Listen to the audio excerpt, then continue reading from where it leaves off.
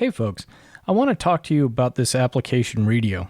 I strongly recommend Readio to help grandparents and parents read to their grandchildren remotely when they can't be in the same room. Whether you're living across the country, across the world, or you're just gone on a business trip, Readio makes it easy for you to read to those young ones when you're away.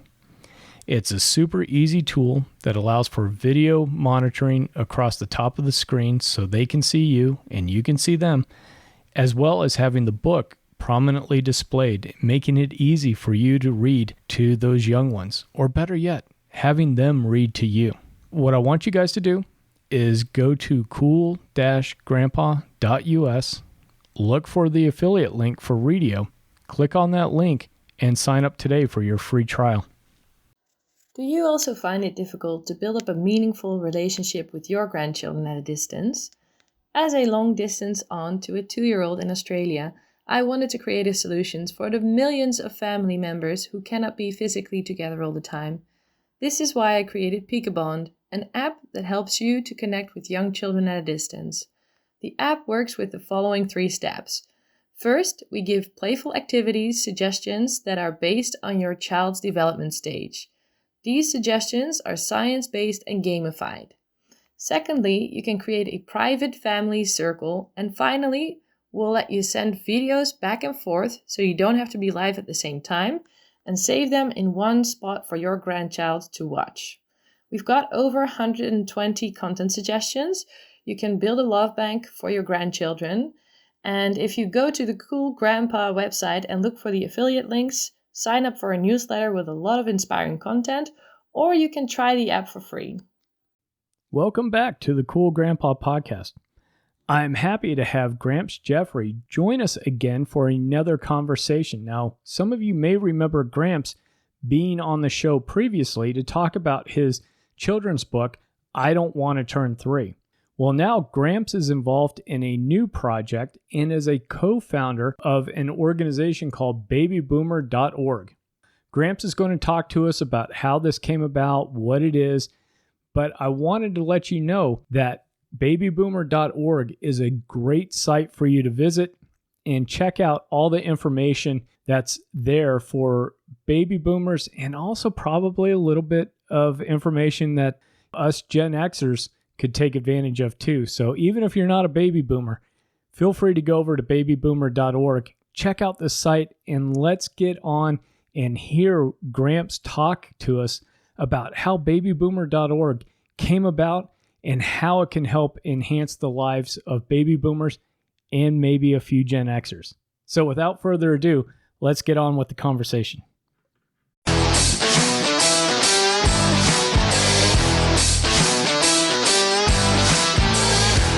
Hello, and welcome to the Cool Grandpa Podcast. This is your host, Greg Payne, coming at you from Studio 12. This podcast is about being the best possible grandpa you can be, focusing on what it is to be a grandpa and how we can all share that experience together for our grandchildren.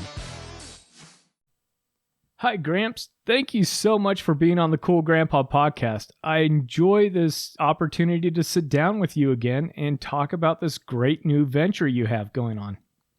From one cool grandpa to another. Thanks for inviting me. This is going to be our second conversation with Gramps Jeffrey. And what I'll do is I'm going to put the link to our first conversation when we talked about I Don't Want to Turn 3 and some of the other writings in your grandpa experience. I'll put that link into the show notes so people can go back and listen to that if they happen to miss it. But what I wanted to do was dive in and talk about this new venture you have, babyboomer.org. What is babyboomer.org? Well, the baby boomer generation, we are as diverse as any other generation before or after us when you think about it. Politically, we're extremely diverse. Religiously, we're very diverse. So we've got all these different things going on. But the one thing the baby boomers do have in common is a shared experience. When you think about it, when we were growing up, there were only 3 television stations. There was a landline. That's how we communicated. It's so much different than today. We've got all kinds of these shared experiences in common. Both of the Kennedys were assassinated while we were growing up. Martin Luther King was assassinated. We landed on the moon. I mean, that's something that our generation can share. Birth control became very widespread within our own generation. Vietnam was there, good and bad. I mean, we lost 4 of our people. Kent State, that's a shared experience we all have. We had riots in the streets in the late '60s. We have our music. I mean, you think about the music of the baby boomer generation. We had Elvis, the Beach Boys, and the Beatles. Three Dog Night, and the Supremes, and many, many others, that we all can relate to, that we all have in common. The movies, all the movies that happened while we were growing up, Butch Cassidy and the Sundance Kid, Jaws, all the Spielberg movies, Animal House, Star Wars, The Godfather. These are all related experiences that baby boomers have in common. I went through Watergate altogether. So that's why we feel that this generation is unique, because we were unique in time where we were all doing things together. And I look back at that generation too, because that's the generation that really came out of the trials of the Depression and World War II that your parents had gone through. And so it was inheriting this new prosperity and this new stage that America really stepped into as a leader and a prominent player. And so it's been interesting to watch that evolution. And then as a Gen Xer myself, I was also thinking about all the shared experiences that we have. And I agree, the baby boomer generation is probably more diverse than the Gen X generation is, although we've got differences ourselves. It's a really unique generation and something that, is worthy of study and really has its own set of needs, I think. Well, it's interesting that you brought up our parents, because our parents grew up in the Depression.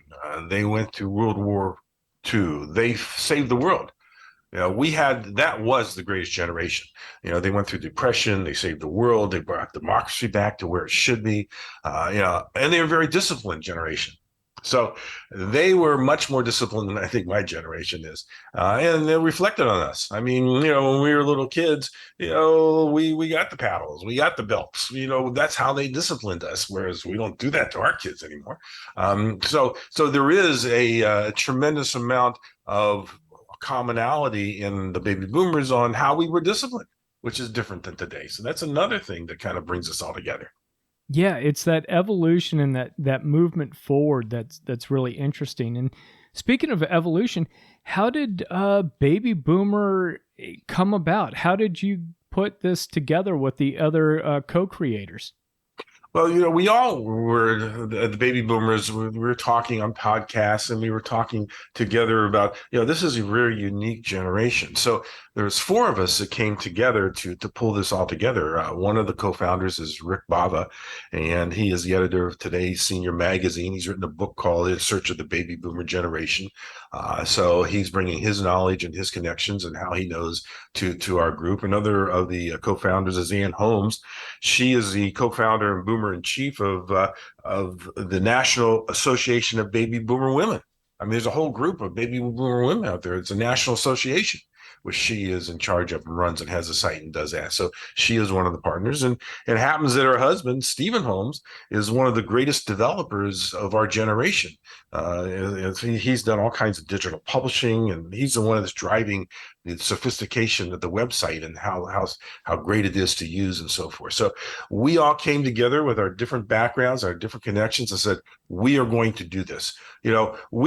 Everybody wants to leave a legacy. What are we going to be remembered for, 20 years, 30 years from now? Well, this legacy that we want to be remembered for is we're bringing together our generation, a one-stop place where you can find all kinds of information about everything that happened. I mean, when you think about it, we pulled together this website so that there's information on dementia, that's affecting our generation. Alzheimer's, that's affecting our generation. There's information on dating, and divorce and looking for how do you relate, when you're older with other people. That brings our generation together. There's a whole section we're having on travel. These baby boomers, we all think we're younger than we are, and we want to get out there and we want to travel. So there's going to be lots of that. There's on fitness, how to stay in shape, yoga, all the kinds of things, exercising, and the financial. What's interesting is there are still 12 million baby boomers who own businesses. That's a big number. That's, when you think there's 30 million businesses in the US, there's 12 million of us that still own businesses. So we need financial advice. We need to understand, what to do. How do we sell our business? How do we pass our business on? So there's just all of this great information. I can go on, the music and the movies and, all kinds of things we can do together, the games we can play, a pickleball. Think about that. That's the sport of our generation, pickleball. We have a whole section for pickleball. So that's why we're bringing it all together so that we can have one place to go. Yeah, well, it's interesting too that there was a need out there or in an opportunity to bring all this information for the boomers into one place, because we think about all these different sites that have popped up, whether it's Huffington Post or Drudge Report or whatever. It seems like there's all these different sites out there, but nothing that's really focused on what baby boomers are looking for. And finding that trusted site to know that, hey, some of these things have been curated, reviewed, and then being able to be presented for your generation. Well, what we're doing is we're pulling together what we think are the best podcasts in the country that'll be relatable to baby boomers, the best books in the country that we think are best for baby boomers, all the contributors. We have over 400 contributors now who are adding articles every single day and blogs every single day. So what happens with the sophistication of the software we have on our site is the newest information pops up on top. So the newest podcasts come up first. The newest news comes up first, so that we're constantly changing, and every day there's something new that's coming to the site that's relatable to baby boomers. When you think about it, who really are baby boomers? It's a generation. They were born between 1946 and 1964, so it's 18 years. There's a couple of the 18 years that are involved in that. So they're currently between the ages of 57 and 75, it'll be 76 shortly. So, but it's pretty well defined. There's 71.6 million baby boomers left in the U.S. Think about that number. That's huge. That's a big number. This group of baby boomers, they hold 51% of all the wealth in the U.S. So over half of the wealth in the United States is concentrated in the baby boomer generation. They hold 70% of the disposable income. They got the money to go out there and spend. That's why they're doing the traveling. That's why they're doing pickleball. They got the money to do it. 70% of disposable income is really held by this whole baby boomer generation. They spent $548 billion. I just wrap my head around that. $548 billion last year. I mean, that supports a lot of businesses and a lot of other things that are going on. They have spent more than any other generation, and they spend more per transaction. So they buy more. The net worth of baby boomers is 70 trillion. I don't even know what a trillion is anymore. $70 trillion out there. They hold $20 trillion in stocks and mutual funds. The average baby boomer spends $63,000 a year. So this is a vibrant generation. And if you ask baby boomers today, they feel much younger than they are. I look back at my parents and my grandparents when they were in the 60s. Obviously, I was 20s, 30s, and 40s. And I said to myself, they look so old. But we're in that generation now. And we say, hey, we don't look so old. We're ready to go out there and make an impact on life. Well, yeah. And it's been interesting as I'm talking with grandfathers about that experience, right? Because one of the things that keeps popping up is how much we feel younger and how much we really, in many ways are younger than our grandparents. Because I remember my grandfather, when let's say I was 10, 12 years old, he was probably late 50s, but he already had hip issues. He had so much stuff that was going on with him because he was a farmer that he just couldn't get around as much as I see some of these grandfathers that are in their 70s today getting around. I mean, we've got skip generation travel is now a thing where it's grandparents are taking their grandchildren out on cruises. They're going to Europe. They're going to Canada. They're doing these excursions that I don't think we ever really saw before, other than maybe the really formal, buttoned up, let's say classical tours of Europe. I mean, this is incredible for seeing so much activity within the older generation and using it to connect and support their grandchildren. I think it's fabulous, and I think it's a great way to just strengthen that family. I mean, use that wealth that's been accumulated over time and experience to pour back into that family to make sure that those kids have a great foundation for the future. Well, the average age of a grandmother today is 50 years old, and the average age of a grandfather is 52 years old. That's when they become grandparents. I mean, that seems young. And so, by the time they're in their 70s, they've been grandparents for a while. But we can't lose sight that because of COVID and these other diseases, the life expectancy of Americans today has dropped for a couple years in a row now. It was the biggest drop last year in over 100 years. In 2019, the average age of a U.S. person was 78 years and 10 months. That was just back in 2019. In 2020, it dropped to 77.3 years. And in 2021, it dropped all the way down to 76.1. So it went from 78 years and 10 months down to 76 years just because of COVID. So, we have to take advantage of the time we now have because we don't know if we're going to be here tomorrow. And so you're absolutely right. The grandparents have got to get involved in the raising of this greatest generation that's coming up because, we're here today, gone tomorrow, and we got to make the most of every day.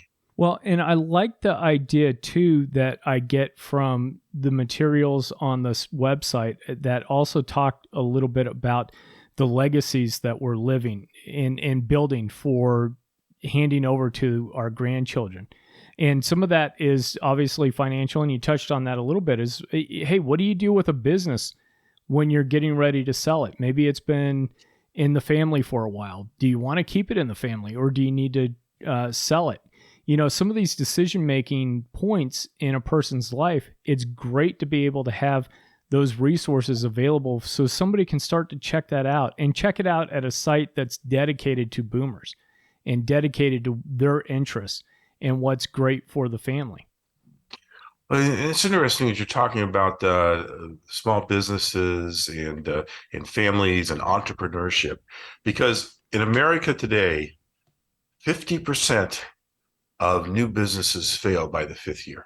Think about that. That means that one, if you're sitting down, 1 out of every 2 people to open a business, it fails in the first year. That's why it's so important to be able to establish a business and pass it on. I mean, let's think about why do businesses fail in over the first 5 years that they are? Well, 42% of them fail because they do not have a market for the product or the service that they are doing.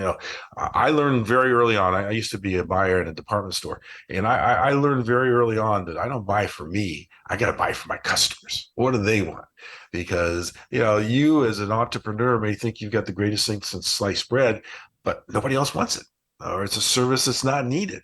So, anybody that's an entrepreneur today that wants to open up a business, they've got to keep that in mind. Make sure, because 42% failed because you got the wrong product, you got the wrong service. Make sure that you're doing your research and you do that before that time. 30% of businesses fail because they run out of capital. They don't have enough cash.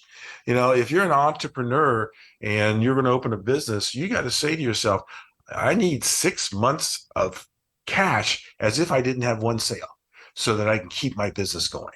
Many entrepreneurs go into the business and just throw themselves into it, and they don't have the cash. And so that causes 30% of these businesses to fail. Another 20% fail because the entrepreneur can't relate to people. It has poor teamwork and communications. One of the first things you need to know as an entrepreneur is you need to hire people that are smarter than you in certain areas that you don't know about. Like in taking my case, I love marketing and sales, but I don't like accounting. You just stick me in a room for 8 hours with a spreadsheet, I'll go absolutely nuts. So I've got to find somebody who loves accounting. Because that's how you build a business. We as entrepreneurs can be very selfish and think we know it all. Well, there's a lot more people smarter than you in the room, and you got to keep that in mind. So that's one reason why these 12 million businesses, they've been established, they've been around for a while, they've gone through that failure time that most entrepreneurs need to go through, and so that's why it's so important for the baby boomer generation to pass on their business, to the right people to keep their legacy going, because that's what it's all about. Right. And to know how to do it the right way too, because I think just saying, hey, here's the keys, you run the business now, that can lead to a lot of issues. And so having those resources is just a great benefit for all those entrepreneurial families. How has Baby Boomer been accepted so far? What's been some of the feedback about the website and about the organization? It's interesting. I got an email from one of our people that were on the site this weekend, and she says to me, she says, I was on your site for 3 hours this weekend. She says, I don't know if that's good or bad. She says, I went in and I started listening to one podcast, and I saw there was another one that was kind of on the same kind of subject. I started listening to that. And then I saw one that kind of complimented it. She says, I listened to 3 different podcasts and I started on this. I was there for 3 hours. She says, I can't do this with my life. I can't be on your site for 3 hours. You guys got to slow this thing down. And so, if we can get everybody to react like that, I'm a happy camper. Oh yeah, it's one of the biggest things that I've noticed is it's a really, I guess what the tech people call sticky site, meaning you've got articles that are really easy to get to, you've got those podcasts, and everything's current and the most up to date, whether it's an article or a podcast. And then all the information is super easy to find across those menus across the top. So it's definitely something I think when folks check it out, that they want to be able to really explore everything there, because there's so many great resources for the baby boomer, as well as even some of the Gen X folks. I would even say, hey, there's some stuff in there for us as well. Yeah, us baby boomers, we want to pass on to our kids. So there's a lot of information in there that we can share. Now, the site is built because we have experts. In other words, when you take, again, we've had over 400 people contribute to the site so far, which makes it different than a lot of these other sites that have paid staff and so forth to do it. These are true experts that are donating their time and their effort to come up with these ideas that they want to share. For instance, the experts in dementia, they want to get the word out on how do you help other people with dementia. Same thing with the experts in Alzheimer's. They want to let everybody know that we're all going to be up against this in some way or another. Our pickleball experts, they teach you how to play, what to do. The travel experts really say this is a great place for baby boomers to go, and these aren't. So our site is based on input from our contemporaries. This is like a site for baby boomers that want to share their information. Again, the baby boomer generation has been a very selfish generation. It was all about us when we were growing up. If you take a look at what we were doing, we all went to work, we all went to make the money. And so then, now that we're older, we can step back and say, hey, well, it's time for us to be less selfish. Let's share. Let's help bring our legacy so that the next generation doesn't have to go through as much as we did, and their children don't have to go that much as we do. So that's the beauty of the site, is we want our contemporaries to share their experiences to help others. Well, and I love that, because the more I talk with grandfathers in particular and grandparents in general, is that those that are engaged really do have that future focus in mind, meaning how is this trip and activity going to bring me closer to my grandchildren? How is this going to help teach them something that they need to know? Whether it might be putting together a simple budget when they're teenagers and then checking in every once in a while going, hey, how's the savings going? How's the spending going? How's these different activities.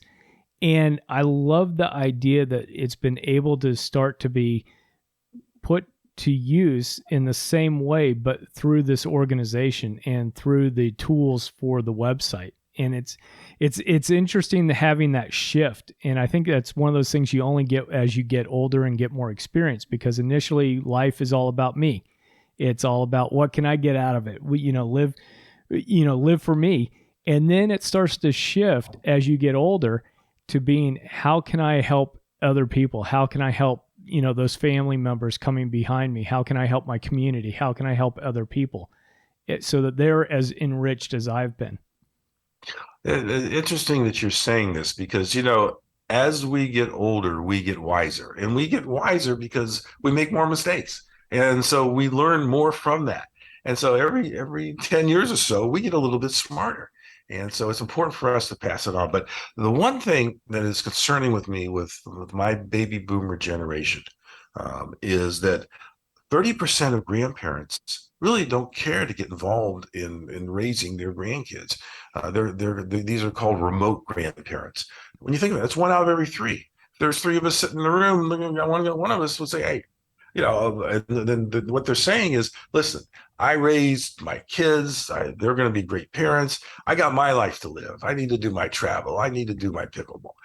But so you got a third of our generation saying that, they may show up at a birthday party. They may be there at Christmas, but they're really not involved in the day-to-day in or the month-to-month raising of these kids. And you got to say, what causes that? Why is there a third of us that are just aren't involved? A lot of that is our fault. A lot of that is the baby boomers' fault. We may not have liked the spouse our kid married.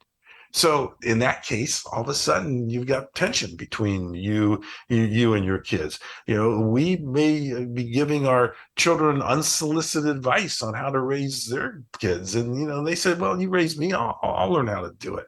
We may be disrespecting the boundaries. All of a sudden, we just show up at our kid's house without telling them. So we cause a lot of this angst between us and the younger generation. We may be undermining our parents' authorities by challenging what the parent is teaching their kid. The grandparents question the values, the family structure of our children. This causes the tension between grandparents and their kids. We as grandparents tend to play favorites. Now, I've got 6 grandkids, and I have a favorite, but I'm not going to tell you. I'm not going to tell them. You just don't do that. So we would manipulate siblings. That causes tension with grandparents and the grandkids. We try to transact with these kids through money and gifts and vacations, kind of like what you were talking about earlier. That causes sometimes between the parents and the grandparents problems. We may not have the overall empathy that we should have for little kids. Our ability to understand and share with their feelings of another, this is crucial for young kids. And maybe we don't have that. That causes issues. Grandparents demand that the children comply and respect them. That causes issues. So we as a baby boomer generation have got to step back and say, we got to talk our other third of us that are not involved in raising these kids. We got to get them involved, because I am convinced that this generation, these kids 1 to 10 years old today, are going to become the greatest generation this country has ever produced. I mean, when you think about it, they come right out of the womb and they're on the internet. They got a cell phone in their hand. I didn't get on the internet until I was 40 years old. So they have such an advantage over us, this newest and greatest generation. And it's up to grandparents to step back and take all these things that you were talking about, the experiences that we've had, and share it with these younger kids so that we can make sure that they become a well-rounded generation as they're growing up. Oh, I liked how you were phrasing that, as far as setting them up to be that greatest generation that they have the potential to be, and making sure that they're as well-rounded as they can. Because I look at grandparents have a unique opportunity to sit there and be able to convey some of the wisdom and the lessons learned, the bumps and bruises we've acquired along the way, where parents are down, making sure that they've got school lunches are made and kids are going to sleep on time and they're going to the dentist, and grandparents can step back a little bit and go, hey, here's what I was experiencing when I was going through school. And here's how I got past that one kid that was always giving me a hard time. And here's how I was able to save up for a car. And here's some of these different things. And it doesn't necessarily mean, hey, you have to do it this way. It means that, hey, here's a way that I did it. Maybe it worked out for me. Maybe it didn't. But here's some lessons learned along the way that the kids can take advantage of. And then also, too, I think it helps even their friends out because kids talk to each other, So if Gramps is sitting there saying, hey, here's a smart thing to do with some money, and here's a smart part-time job that you can do that's going to get you 5X on an investment of $500. I don't know. Maybe buying a used lawnmower and then cutting grass during the summer. That conversation's going to go to those friends. And what we pour into our grandchildren is going to percolate around to their friends and their, network. And that can only, in my opinion, help to improve and help grow that greatest generation that you're talking about. You bring up a good point. What are parents' responsibilities in today's world? When you think about it, in today's world of instant information, uncertainty, and cruelty, we do have a lot of cruelty today in today's world, differences in ideas and opinions. What is really the true role of parents in raising their kids? Obviously, parents are there to provide, like you said, food and taking the doctor and clothing and a place to live. That's part of the responsibility. They're there for financial support and they're there to make sure that they receive an education, but they're also there to protect their kids, provide a safe environment and so forth. But when you step back and think about it, what really is the role of parents? What are the traits that parents should strive to instill in their kids? And these traits should be reinforced by the grandparents. I mean, honesty. We got to teach our kids all to be honest. Responsibility.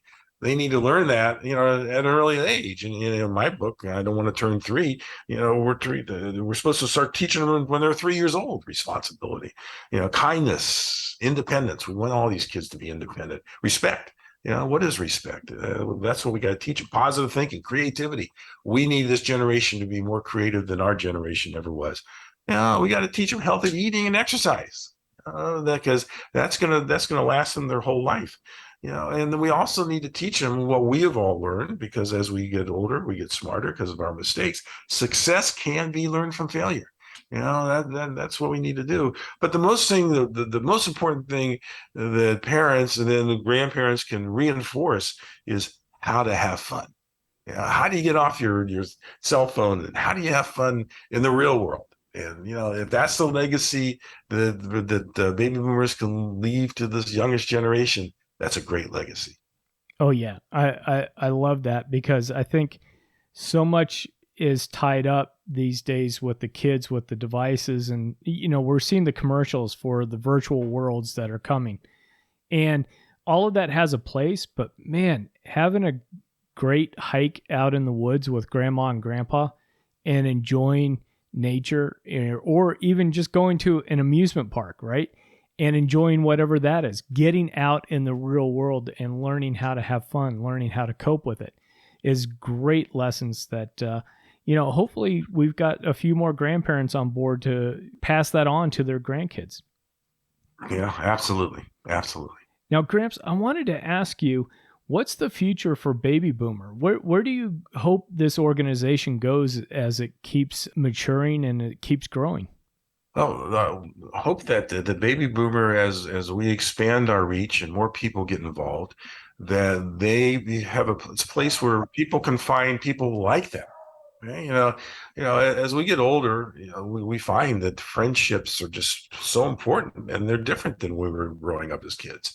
And so we feel that if we create the right environment on babyboomer.org, that it'll help create groups of like people that you can find like interests, and you can get together. So that's one of the things we want to do, is to make sure that we can help our generation connect with their old friends, connect with their old neighbors, connect with their new friends, create new groups. And so that's one of our goals, is to make sure that our generation just stays in touch, that we communicate, When you think about it, when I was growing up, we didn't have texting. So, in today's world, if you want to communicate with your kids, you text them. That's the fastest way to get hold of them. But we want everybody to talk. We want them to interact. We want them to see each other. And so that's one of our major goals. That's great. Now, I've had you on for a little while. Is there anything about babyboomer.org that you would like to talk about that maybe I haven't asked you? Well, there's one of my favorite authors is a guy by the name of Dr. Seuss. And maybe it's because I'm a children's author that I like him, but his books just they when you read them, when you're done reading them, it really sends a message. And he said, "You never know the value of a moment until it becomes a memory." So if you think about that, everything that we do is important, but then what you do today becomes a memory for tomorrow. And that's what we need to do. We need to, in our own minds, need to realize that we are creating memories, not only for ourselves, but for our children, and more importantly, for our grandchildren. And so if you keep that in the back of your mind, that what you're doing is helping to create a memory, hopefully that'll push us to do the right thing. Oh, I love that. And folks, remember, it's babyboomer.org. And I will put a link in the show notes as well. So if you're out having a hike or driving around or whatnot, you can always find it on my website and click over there and check it out. So Gramps, I really appreciate you taking time out of your day to sit down with me and talk to me about babyboomer.org. This is a great tool that I'm going to really encourage folks to go and check out. It was fun to catch up with Gramps Jeffrey again. I enjoyed learning about babyboomer.org. Now, I've got links to babyboomer.org in the show notes in case you're out running around and you don't have anything to write it down with. You can go to the show notes, click on the link, and it'll take you right to the website. And then I've also got some links about Gramps Jeffrey's other children's books as well. And I'll be sure to include a link back to the original conversation I had with Gramps Jeffrey about his book, I Don't Want to Turn 3. So there's a lot of information in the show notes that I encourage you to go over to the website at cool-grandpa.us and check that out. I really do appreciate you listening to this podcast, and I hope you remember to like, share, and subscribe to the podcast. Sharing the podcast is the best way we can promote the news and resources needed to help grandfathers really be fully active in the lives of their adult children and those grandchildren. So until next time, remember to stay cool. Thank you for listening to the Cool Grandpa Podcast. If you've enjoyed this episode, please do me a favor and share it with a friend. That's the best way you can help us to expand our community, as well as get the news out about how valuable grandpas are in the lives of those kids. If you'd like to leave me a comment or shoot me a potential topic for this podcast, please go to www.cool-grandpa.us. Look for the comments tab, fill it out, hit submit. It's as easy as that. Until next time, remember to stay cool.